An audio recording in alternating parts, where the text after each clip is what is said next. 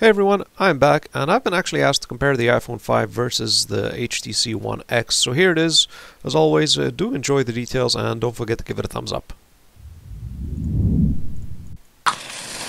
Well, firstly we're going to look at the size. Of course, the HTC One is a little bit taller and wider. Unfortunately, it is a little bit thicker in comparison to the iPhone 5. Which in turn obviously makes the iPhone 5 a little bit lighter at 112 grams in comparison to 130 grams.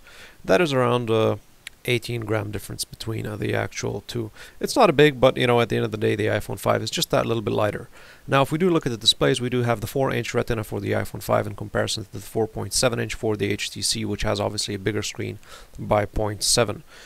Now for the resolution, we do have 1280 by 720, which is obviously better for the HTC. Unfortunately, it does lose on the pixel density, which obviously the Retina does have a little bit of advantage in that, which is 320 ppi.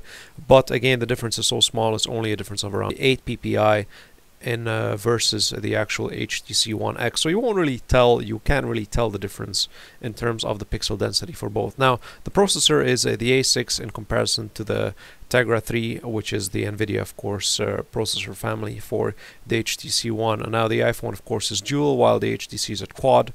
And we do have the 1.5 gigahertz for the HTC One in comparison to the 1.2, which is again speculative because literally the specs haven't been released yet, but it is expected to be around the 1.2 gigahertz.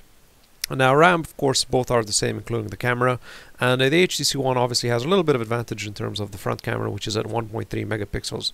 Now for the operating system, we do have the ISO for the Apple, that being the 6 that's recently been released or is going to be released, and we do have the Android OS, that being the ice cream sandwich, and it's going to be obviously upgradable to the Jelly Bean hopefully soon. That should be coming out as well. Same thing in terms of the Galaxy S3, also the Jelly Bean will be coming out for that. Now for the operating system, I haven't really put down any points for this, of course, because you can argue that the iOS may be better than the Android, because the iOS, I do believe, really has no other advantage, just the fact that it's not virus prone. Otherwise, it is pretty much playing catch up to the Android operating system, but so far no points are being counted for any of the operating system or the processor, since it is still speculative. Now, for the storage devices, the iPhone 5, of course, comes with 3 different sizes that you can have, that being 16, 32, 64, while the HTC One unfortunately only has one pre-built storage, that being 32. Now, the advantage for the HTC One is the fact that you do have a micro SIM card, which it means you can increase the size of the SIM card. Now, the battery as well is 10 hours in comparison to the 8. The price, of course, is around $200 cheaper in comparison to the iPhone 5. And, of course, any extras that you do have with the phones, you have the Siri and the Lightning connector, and you have the Beats audio and NFC and the radio. On this point, I did actually give the advantage to the HTC One, because when I did have the iPhone, I didn't really see the need to use Siri, and with the new Lightning connector, it is beautiful that is a new Lightning connector, but at the end of the day it's just a damn connector, so I don't really care about the damn connector, and I don't really care about Siri, because at the end of the day, how many times are you going to use the damn thing? I use it practicality, I use it rarely.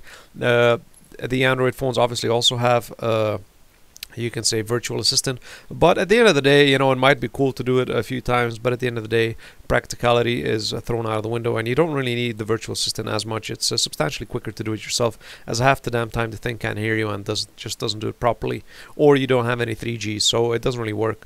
So practicality comes down to it here for the extras, and I did give it to the HTC One, because of course having better audio and better speakers is obviously an advantage, which I do look for in phones. It means louder, better speakers, clearer clarity, and then you have the NFC, which means obviously you can make transfers using your phone, which the iPhone 5 doesn't have, and of course the radio, of course, which the iPhone 5 doesn't have. Of course, the next Samsung S3 also has the radio, and I do believe most of the Android phones obviously have the radio, while none of the iPhones have a radio. Well, that pretty much covers both the phones. It does come down to a 10-4 between both the phones, that being the HTC One X obviously winning by 10-4, substantially you can say a more closer competition with the HTC One X in comparison to the Samsung S3. Both cases, the HTC One X overall, of course, when it comes down to specifications and practicality, does beat the iPhone 5. It doesn't mean that the iPhone 5 is a bad phone. At the end of the day, the iPhone 5 is still a good phone when it comes down to quality and of course functionality, but unfortunately it doesn't quite seem to be on par with the actual Android phones. Now, another advantage that doesn't really fall under the specifications category is that the Android phones, obviously you can replace the cover. You can actually replace the back cover when it comes down to the HTC One X phone. That means when you do get bored of the white or black cover or blue cover, you can obviously buy another cover with a different design and throw that on the phone. While you can't do that to any of the actual iPhone phones, you can't really change the design of the iPhone phones. You're only left with actually buying skins and putting that over the actual phone. Another advantage that obviously you do get is the replaceable battery. You can replace the battery with the Android phones. You'll be saying, but why the hell would I want to replace a battery? Well, if you do use the phone intensely, like for example I do, I call quite a bit and I do play quite a lot of games on the actual phone itself, the cycle time or the lifetime of the battery does die out pretty quickly. Like you can literally kill the battery within, I don't know, 8 months period of time. It means you do recharge the phone a lot, and the actual battery doesn't really stay alive that long. For example, you're used to having your 10-hour battery life with your phone, but you'll realize every time you charge it up you'll only have 5 hours or 4 hours, and you'll be realizing that the battery is dying out very, very quickly. That's because you charge the damn battery so much that you do need to buy a new battery. Now, if you do that with the iPhone, you can't replace your battery. That means you literally have to throw the phone away. While with the Android phone, you can just buy a new battery off the shelf and throw in a new battery and have your actual battery time back up to when you actually got the phone initially. Well, this is pretty much it in terms of the comparison between the two phones.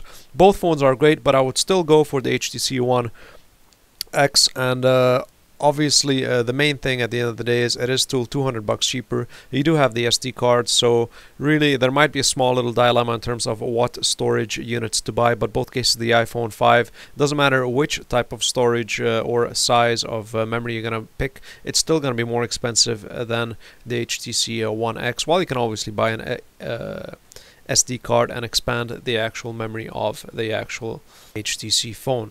So this pretty much wraps it up. I would literally give it to the HTC One. You got a radio on it, you got a larger screen on it, so you can play your games, you can watch your movies better, you do have more battery time on it, you do have literally more advantages for that phone itself. So as always, don't forget to give it a thumbs up, and see you guys in another video, and don't forget to leave your comments down below if you'd like me to compare any other phones. So see you around. Bye.